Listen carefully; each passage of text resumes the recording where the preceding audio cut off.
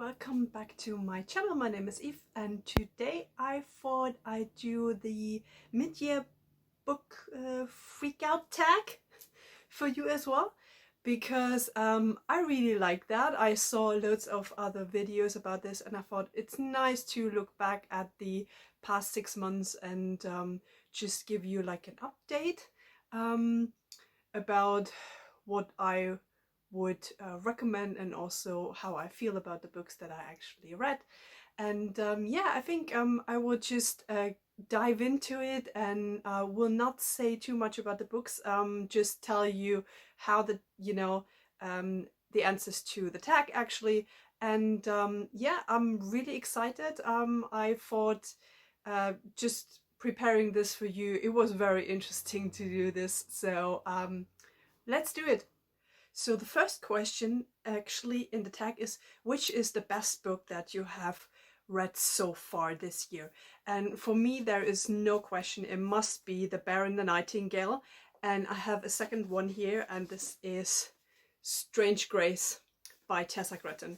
So these two books are definitely my top picks for which books are the best ones. And The Bear and the Nightingale, I think I don't have to say too much about this because so many people love it. It's the first book in the Winter Night trilogy. It follows Vasia, who is the daughter of a boyar. It's a Russian setting, a Russian historical setting, and Vasia can speak to spirits, and we go from there her whole journey. I love this, 5 out of 5 stars. I cannot recommend it too much. I'm currently reading the second book in the trilogy and I'm having so much fun. It's so good. Can't believe it. And the second number one pick is Tessa Gretton's Strange Grace. I have done a buddy read with my friend Claudia from Knits for the Soul for this, which I will link down below in the description, and also maybe I will put like a card here so that you can have a look if you want to see the spoiler-free discussion that we had about this, because it was phenomenal. It's a fantasy book. It's but much more than that. It's we have a valley here which struck a bargain with the devil of the forest a couple of 100 years ago, and the bargain is brittling. And we'll go from there. We have three protagonists here who try to save the world, the village, and everything else. And it's phenomenal. It's absolutely phenomenal. I don't want to say anything more. You have to read it to experience it. So the second question of the tag is, which is the best sequel that you have read this year? And for me, this is Camelot by James Christian, which is actually not a real sequel. It's a companion novel, we can say that, to Lancelot, which I read last year. It is, as you can imagine from the titles already, a retelling or a version of the Arthurian legend, and Lancelot was absolutely phenomenal last year, and Camelot follows his son Galahad and the time after Arthur's death and Lancelot's death, like 10 years after that, when these surviving knights still try to save Britain from the Saxons. And this is like, it's absolutely phenomenal. It's like, oh my god, I can't even say how much I love this book, and I wish that loads of people will pick this up and find James Christian, because he's quickly becoming one of my all-time favorite authors, and I will definitely read more of him in the coming months. Next question is the best new release. Well, I have it here already, but I haven't read it yet. It will be the next book that I will be reading. I hope that counts. It is John Gwynn's The Shadow of the Gods. Of course, everyone has been talking about this. I think I don't have to say too much about it. It is a fantasy story. It's the beginning of a new fantasy series by John Gwynn. It's based on Norse mythology. You can see we have dragons. The gods are dead. They left their bones, and people try to find them to make, I guess, armor about it or get magical powers or whatever. It's very Viking-y, and I'm absolutely stoked to read this. I can't I can't wait for doing this, but all in good time, all in good time. It will be the next book, and this was the release that I was most anticipated. Um, that was most anticipated for me for the first half of the year. So the next question here is actually which one is the maybe for the rest of the year the anticipated releases that are coming there. And for me it's definitely Jay Kristoff, Empire of the Vampire, which the good John Gwynne that I just showed his book to you now said, you know, imagine Blake is going to Hogwarts, and I was like, oh my god. This is like, I want to read this. I want to read it so much. And I recently saw an interview with Jay Kristoff on another booktuber's channel, Books with Brittany, and that was phenomenal. He sold his book so much to me. I'm a huge Anne Rice fan, and I cannot wait to read this. Two other books that I'm waiting for are actually sequels. The first one is Gods and Monsters by Shelby Mahorine, which is the third book in the Serpent and Dove trilogy. I will read the second book this month, and the first book, Serpent and Dove, I read in February, and it was awesome. I loved it. And the third and book, no, the second book in the series of Carrie Maniscalco, where the first book was Kingdom of the Wicked. The second book is coming out, I think in September or October, and it's Kingdom of the Cursed, and I'm really, really anticipating that release, because the end of Kingdom of the Wicked was, whew, what a cliffhanger. And it's I heard that although Kingdom of the Wicked was YA, the next one will be new adult, so I guess it will be either steamy or steamy and very bloody. So let's see what's happening. I'm really, really interested in these books, and I can't wait for them to come out. Although I know it's always the question, when do you read them? And, you know, how do I move the books on my TBRs around these new releases? But I will definitely not wait to 2022 to read them. I will definitely read them this year. Empire of the Vampire, it will be like, I pre-ordered it. If I get it, it's like the first thing I do. Next question was, what is the biggest disappointment you had? I have two, actually. One is The War in the Dark by Nick Satchfield. I got this from the Willoughby Book Club in one of my subscription, you know, that was, I think, I don't know, April or May subscription. And this says it's like, you know, kind of like James Bond is meeting Indiana Jones, and imagine this is a fantasy version of this. And I was like, oh wow, sounds great. And in the end it was a real letdown, because it was like a Mission Impossible book. Bang bang bang, action here, action there, and as good as no character development. I was really sad about this. It's not that it's a bad book. If you really just want to have your Sunday primetime entertainment, then this will be a very good book for you. Said, you know, it's a detective mission with occultism, Cold War time, and we go from there. You have everything, like Russia is involved, every action plot that you can imagine, from derailing trains to motorcycle hunts and whatever. That's it. But for me, it didn't, I don't know, it didn't work for me. It was not what I expected or hoped to find in this book. And the second one that I was very disappointed about, or like, it's not, I was disappointed. It was Rhapsodic by Laura Thalassa, which is the first book in a series. It's a fantasy romance. I should have known this.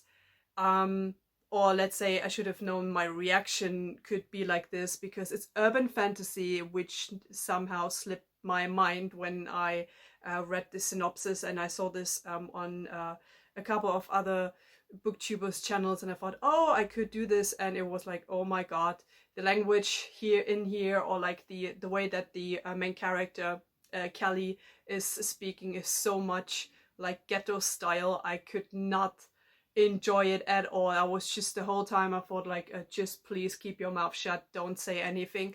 And you know, we follow a siren here, and she has a bracelet full of beads, and all of the beads are a symbol for a bargain that she did with the bargainer, who is some kind of a faking, and he actually collects his bargains very quickly, so you will never have a lot of bargains. It's very steamy. They have like they have history. There's a backstory that you get, and that's actually what I was not anticipating, because it's more like an angsty coming of age thingy romance stuff, and it was just over the top for me. And as I said, the language was horrible. Not, you know, for the whole kind, you know, the whole book, it was just like this character, and it was like a no-go for me. I will definitely not continue with the second and third book, although actually I'm interested to know how the mystery that's going on in the Fey world is solved there. But you know, you only have so much time in your life to read, and I do not want to spend another day or another couple of days in my life with a Calypso speaking like, I don't know, the worst rapper just coming out of jail. Next question, what was the biggest surprise of all of the books that you have been reading? For me, again, I have like two for you here. The first one is definitely Serpent and Dove by Shelby Maureen. This is a story about a witch and a witch hunter who have to marry, and there's a lot more going on there, and this is a super tropey story, but it's so good because Lou is such a funny character. She's so inappropriate for everything, and I loved it. It's just like, you have in YA, you often have like the, you know, the kick-ass female character, but the thing is, she's really, for the story, she is made to be just like absolutely not fitting into the world where she is living, and she's so annoyed by everything, and she's making fun of everyone, and on the other hand she is running away from her mother, who is the witch queen, and we have the whole mystery going on there, what has it to do with her. And it's so funny because the love interest here, the witch hunter that she has to marry, Reed, is of course, they are connected to the church, and he's super he's stiff. He's so stiff, and very puritanical, and actually to have these both together, it's absolutely hilarious. I was laughing the whole time, although some of the things you always think like, oh yeah, I know where they're going, but it's just like she's so inappropriate, and that's what's so funny about it, because all the dialogues are hilarious, and I just love this one. So, and the second one, actually also because I was laughing so much, is Garth Nix, The Left-Handed Booksellers of London. I read this very early in the year, and I did not know it would, like, you know, stick in my mind so much, but this is also absolutely hilarious. And here we have like two societies of booksellers who are actually, you know, they have the license to kill. They are selling books and murdering fantastical monsters and things like that. So we're following Susan here, who's this is an alternative London in the 1980s. She's coming from the countryside to study art in London, but also to find her father, who probably is some kind of creature of the magical underworld. And she's stumbling into Merlin, who is a left-handed bookseller, and everything is totally crazy. I loved it so much. Garth Nix has created such a vivid world, and I can just tell everyone to read this. It's absolutely fantastic. So next question is fave new author, and I definitely go with Catherine Arden, who wrote the Baron the Nightingale and the Winternight trilogy, and Giles Christian, who wrote Lancelot and Camelot, because I find them absolutely captivating, both of them. The way they are writing, it's so beautiful and it's so atmospheric, and you just want to live in their worlds, and I love it so much. So I will be definitely be reading more books of them, and I'm already looking forward to that in the future. Yeah. Next question, a book that made you happy. I think, I have two things there. One that I loved quality wise, and this was Camelot by Giles Christian, because it was so beautiful, beautifully written. He involved so many of the tales of the Knights of the Round Table and all of the Gallic legends and folklore in there. It was beautifully done, and I loved it. I loved everything of it. I loved the way he talked about the knights, the way he talked about Merlin, and to do like an historical fiction novel based on the legends that you have of King Arthur, plus the magic of druids, etc. In everything included in one book, and to make it so realistic. I love this. It's like the quality is, it's beautiful. And from the aspect of how much I loved something, because it's laughing about something. It's again the left-handed booksellers of London by Giles Christian, because it's so crazy, it's so over the top. Everything, all of the ideas that he inserted there, it's such a feast of creativity. I loved it so much, and because he made me laugh, which is very hard actually. I'm not prone to giggling all the time or whatever.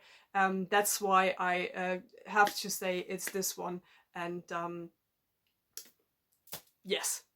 Next question is the most beautiful book cover of the books that you read or like bought in this year, and it's definitely Silvia Moreno Garcia, Mexican Gothic. I just think like these, like the colors are just beautiful, right? It's just like this color scheme. I really love it, and yeah, it's beautiful also to present this. I don't know, it's like, I don't know, it's perfect. But I showed it already a couple of times, but I really like this cover. It's like my ring light is taking away some of the impact, because as you can see here, you have the snow-covered London, or at least the very magical London. You have the books here, and you have the cars, the taxis here, which play a role in here, and you have guns here. And I wouldn't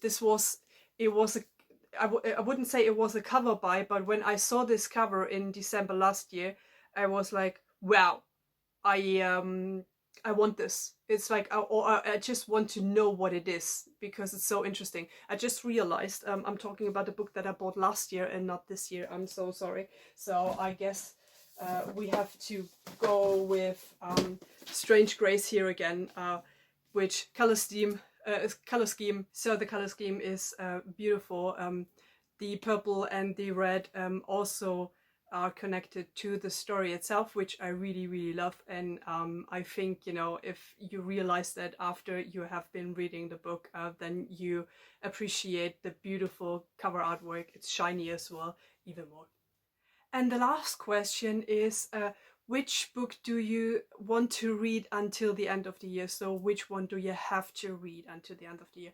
I actually did a whole video about the books that I have to read this year. I will link it up here, and also in the description down below. But of course, there are always more books coming, right? I talked already about the anticipated releases, which I will definitely read when they come out. But I have two others here that I absolutely want to read this year. And the first one is The Sin Eater by Megan Campese.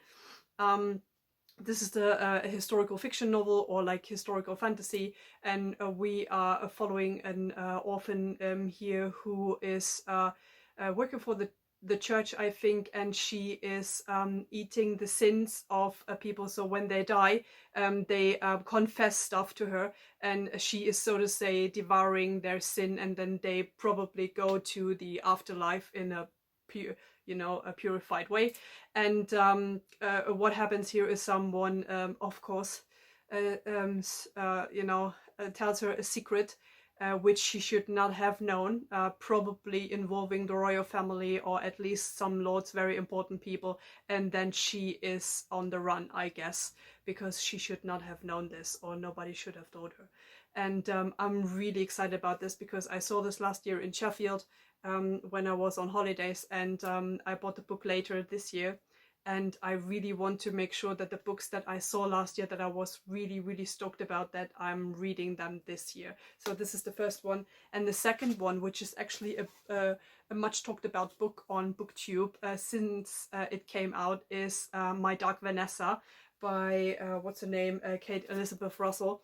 And this is, this is a contemporary, but it's a drama set in the past, and in 2017, I think. And we follow Vanessa, who had an affair when she was a teenager with her teacher. And her teacher now, in the future, so to say, when she's older, is facing, I think, a trial because one of the other women he had, or like other girls probably, he had an affair with when he was a teacher, is confronting him or suing him, and she says she was abused. And actually Vanessa now has to recollect what has been happening to her. Actually, I guess she didn't know that she was the not the only one that he had an affair with. And it's a bit like a Me Too situation as well, because she has to, I guess, come to terms. Was this like a love affair, or was it something else? And I'm really, really interested in reading this. It will probably be a tough read, but that's how it is. I love challenging books as well, and this is something that I want to read very soon. So guys, this was my mid-year book freakout tag. I hope you enjoyed this and you found something interesting here. And tell me, what was the best book, or what was the most beautiful book that you bought actually in the last 6 months. And if you like this, give me a thumbs up, because that's very important for YouTube, unfortunately, so that other people see my videos as well. And if you want to see more of me, please subscribe. Why not? I would really like to see your comments here, and I wish you a good day.